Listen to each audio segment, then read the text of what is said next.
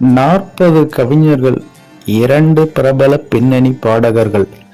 எம்ஜிஆர் படத்தின் ஒரு பாடலுக்கு இவ்வளவு ரிஸ்க் எடுத்திருக்கிறார்களா? அது என்ன பாடல் என்று பார்ப்பதற்கு முன்பு, hello friends, I'm C Elango. வணக்கம், welcome back to my channel. நீங்க இன்னும் இந்த சேனலுக்கு சப்ஸ்கிரைப் பண்ணலைன்னா உடனே ஒரு லைக் போட்டு சப்ஸ்கிரைப் பண்ணி சப்போர்ட் பண்ணுங்க. அப்போதுதான் நான் போடுகின்ற ஒவ்வொரு பதிவும் உங்களுக்கு நோட்டிபிகேஷனாக வந்து சேரும். வாங்க பதிவிற்குள் போகலாம். தமிழ் திரைப்பட உலகிலும் அரசியலிலும் தனக்கென ஒரு தனி இடத்தை பெற்றிருந்தவர்தான் புரட்சி தலைவர் எம்ஜிஆர்.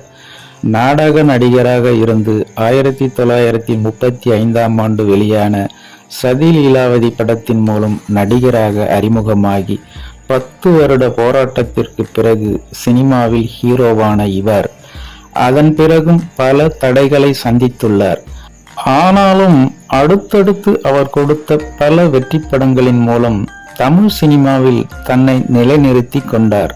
பின்னாளில் தமிழ் சினிமாவின் ஒரு முன்னணி நடிகராகவும் திரைத்துறையை தனது கட்டுப்பாட்டுக்குள் வைத்திருந்தவருமான எம்ஜிஆர் 1969ஆம் ஆண்டு தனது நடிப்பின் மூலம் வெளியான படம்தான் அடிமை பெண். எம்ஜிஆர், ஜெயலலிதா இருவருமே 2 வேடங்களில் நடித்திருந்த இந்த படத்திற்கு கே.வி. மகாதேவன் இசையமைத்திருந்தார். அந்த காலகட்டத்திலேயே 50 லட்சம் பொருட்செலவில் தயாரிக்கப்பட்ட இந்த படத்தை இயக்குனர் கே. சங்கர் இயக்கியிருந்தார். அடிமை பெண் என்ற திரைப்படத்தில் மொத்தமாக 6 பாடல்கள் இடம்பெற்றிருந்தது. இதில் 1000 நிலவே வா என்ற பாடலை பாட பின்னணி பாடகர் டி.எம். சௌந்தரராஜனை கேட்டுள்ளார் எம்ஜிஆர் அவர்கள்.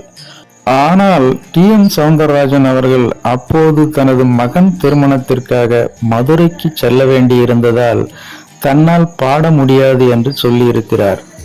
அப்படி இருந்த போதிலும் திருமணத்தை முடித்துவிட்டு வந்து பாடி தருகிறேன் என்று சொல்லிவிட்டு சென்றுள்ளார். ஆனால் அதுவரை பொறுமை காக்காத எம்ஜிஆர் அவர்கள் பின்னணி பாடகர் எஸ்.பி. பாலசுப்ரமணியத்தை வைத்து அந்த பாடலை பதிவு செய்துள்ளார். தமிழ் சினிமா உலகில் பின்னணி பாடகர் எஸ்.பி. பாலசுப்ரமணியத்திற்கு இதுதான் முதல் பாடலாகும்.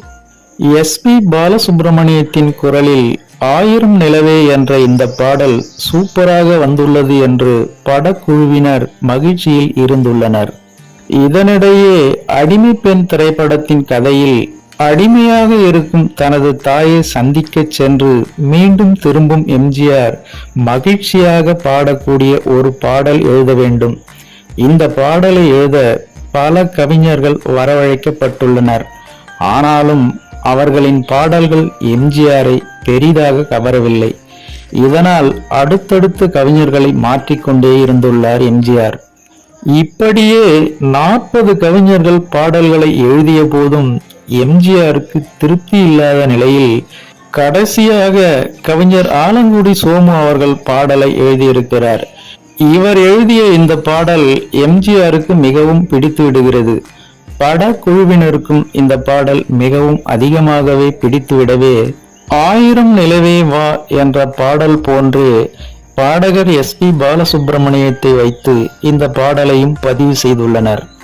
ஆனால் அப்போது எஸ்.பி. பாலசுப்ரமணியத்தின் இளமையான குரல் அந்த பாடலுக்கு உயிர் கொடுக்கவில்லை என்று எம்ஜிஆர் நினைத்துள்ளார். மேலும் எஸ்.பி.பியின் குரலில் வெளிவந்த இந்த பாடல் படக்குழுவினருக்கும் அவ்வளவு திருப்திகரமாக இல்லை. இதனால் அடுத்த வாய்ப்பை தேடிய எம்ஜிஆர் உடனடியாக பாடகர் டி.எம்.எஸ்.க்கு அழைப்பு விடுத்துள்ளார்.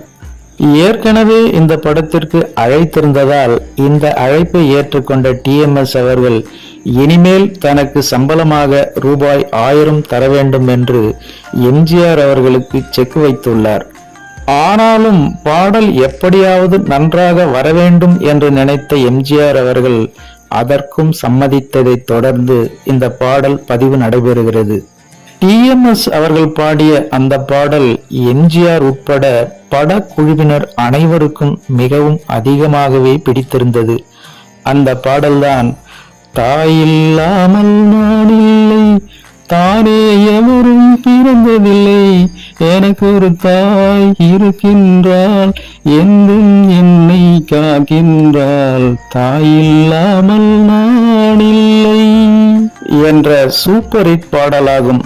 இன்று வரை ரசிகர்கள் மத்தியில் நல்ல வரவேற்பை பெற்று வரும் இந்த பாடல் எம்ஜிஆர் தொடர்பான அனைத்து நிகழ்ச்சிகள் மற்றும் அவரது பிறந்த நாளில் ஒலிக்கப்படும் முக்கிய பாடலாக உள்ளது என்பது குறிப்பிடத்தக்கது.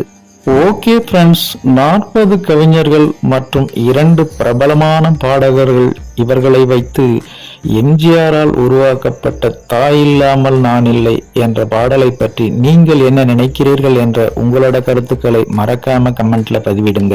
மேலும் இது போன்ற பிரபலங்களின் சுவாரஸ்யமான தகவல்களுடன் சந்திக்கலாம். நன்றி, வணக்கம், வாழ்க தமிழ்.